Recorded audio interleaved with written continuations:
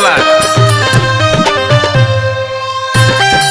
देखिए भैया, हम गायक भुलटन पांडे, अरे जिया आप सभी तमाम भोजपुरिया श्रोतागण जय हो गोड़ छुके गोड़ लागतनी। एक जना अपना मेहरारू के नैहर गइला के वियोग में देखी का कहता रे हो आदत धरवलू रानी हो सूते के संगवा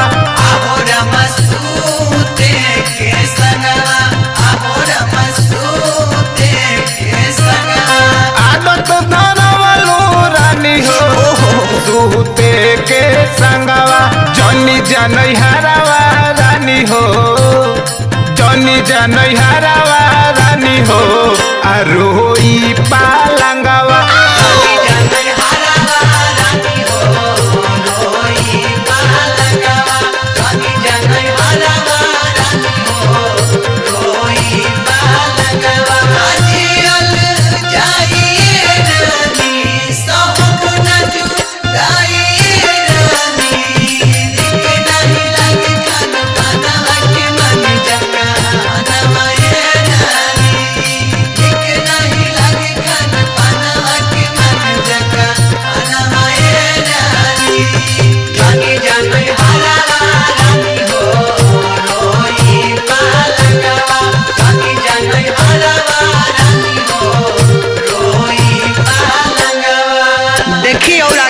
कहताने गोदिए में करत रहलू साझिए बिहान हो देखे के मन करे तो हर मुस्कान हो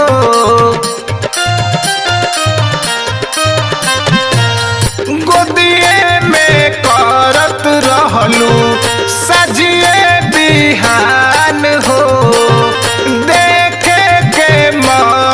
करे तो हर मुस्कान हो सुनसान लगला भवनवा तर से नयनवा सुनसान लगला भवनवा तर से नयनवा जनी जनई हरावा रानी हो जनी जनई हरावा रानी हो अरोई पालंगवा जनी जनई हरावा रानी हो अरोई पालंगवा।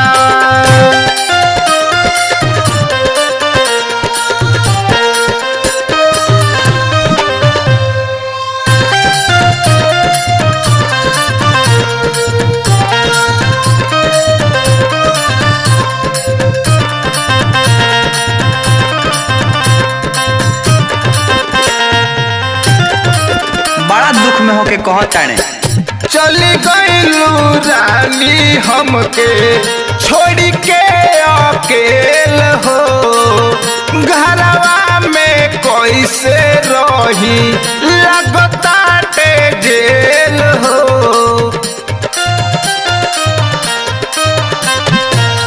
चली गईलू रानी हमके छोड़ी के अकेल हो घरवा में कैसे रही लगताटे जेल हो मिलेला सुकून जब हमारा सुनिला खबरवा मिलेला सुकून जब हमारा सुनिला खबरवा जनी जनई हरावा रानी हो जनी जनई हरावा रानी हो अरोई पालंगवा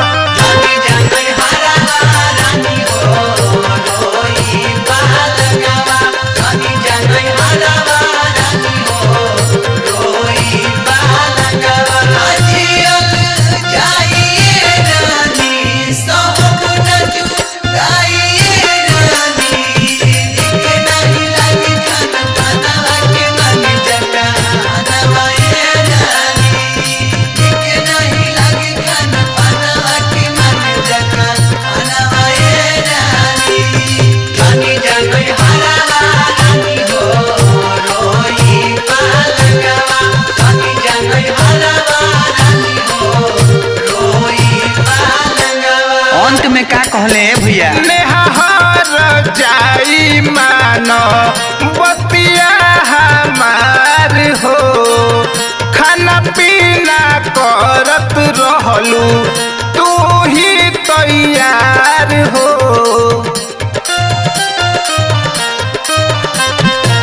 नेहार जाई मानो बतिया हमार हो। खाना पीना करत रहलू तू ही तैयार हो।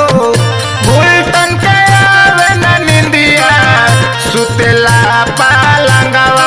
भूलटन के आवे न निंदिया सुतेला पालंगवा। जनी जानई हरावा रानी हो, जनी जानई हरावा रानी हो, आ रोई पालंगवा। जनी जानई हरावा रानी हो, रोई पालंगवा। जनी जानई हरावा रानी हो, रोई पालंगवा। जनी जानई हरावा रानी हो, आ रोई पालंगवा। जनी जानई हरावा रानी हो, रोई पालंगवा। जनी जानई